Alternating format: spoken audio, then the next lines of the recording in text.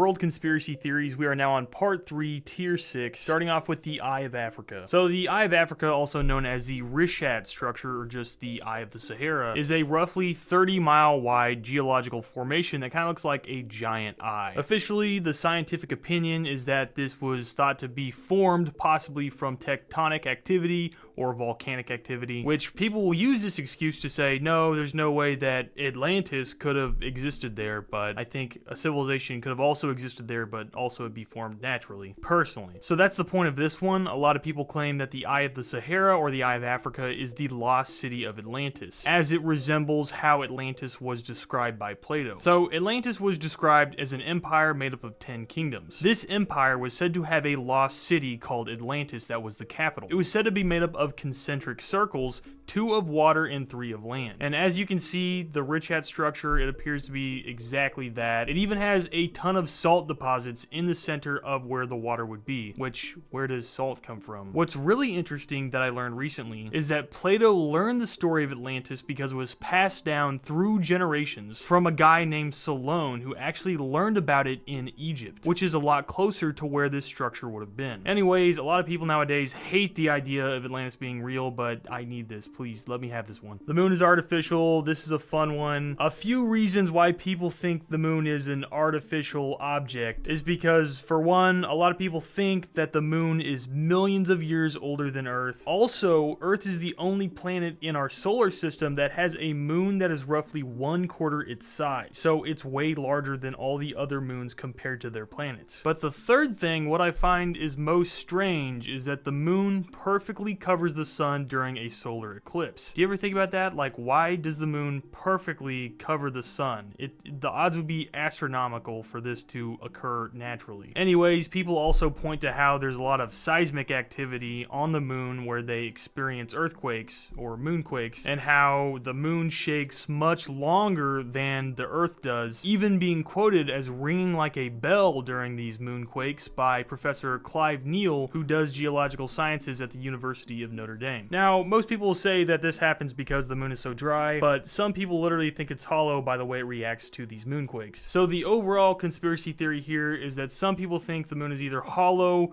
or it somehow was put here by some sort of entities that wanted to study us, and so they moved an artificial satellite into our area to observe us, and it's just like the Truman Show. We're living in the Truman Show. I am Truman. I'm always filming myself. Skinwalkers. These are entities that came from Navajo legends here in North America about these witch things who basically they form some sort of evil ritual that allows them to shapeshift into animals. Usually these things are seen as evil, and they spread bad omens or curses onto other groups of people. They're said to walk around in animal furs, usually like predator furs like coyotes or wolves, so that they can shapeshift into those animals that the fur is that they're wearing. Most prominently in today's culture, I'm sure you guys have heard of Skinwalker Ranch. This is a place in Utah where people have claimed a lot of different strange phenomenon has happened, like UFOs, interdimensional creatures, and then like Skinwalker-like creatures, and they've made a big dramatic show about it. But my conspiracy theory is that Skinwalker Ranch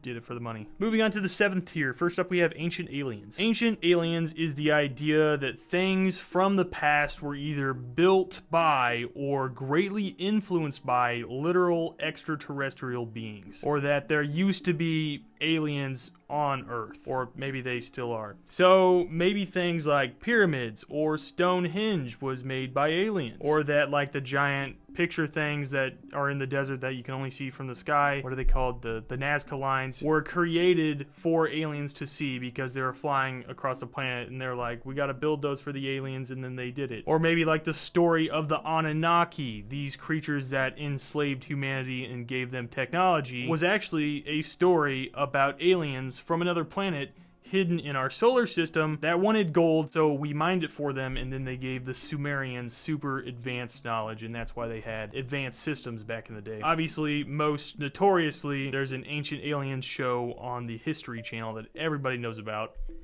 aliens. All right, the back rooms. I love the back rooms. I'm from the back room. The origins of the back rooms came from this one picture that went viral online a while ago. It shows this yellow room that has really dim lighting and yellow wallpaper, and it's like an empty office space with weird walls. And a lot of people started commenting on this picture saying it made them feel uneasy, but they felt like they had seen it before. And what's cool, I just learned this recently, is that up until May 2024, nobody knew where that picture actually originated from. But it was now discovered that that image actually originated from a furniture store in Wisconsin that was getting renovated. And so that's why there's a lot of weird partitions, like the weird walls there that were kind of set up to display furniture. Anyways, in the folklore, the online folklore of the back rooms, it's a place where people no clip out of reality, kind of like in a video game where you walk through a wall or go through the floor, and then you're trapped in this never-ending maze of yellow rooms where you can't figure out how to get out, and maybe there's an entity in there. Kane Pixels on YouTube did an incredible series on the back rooms. If you haven't seen that, I highly recommend watching that. I don't know what the conspiracy theory is on this.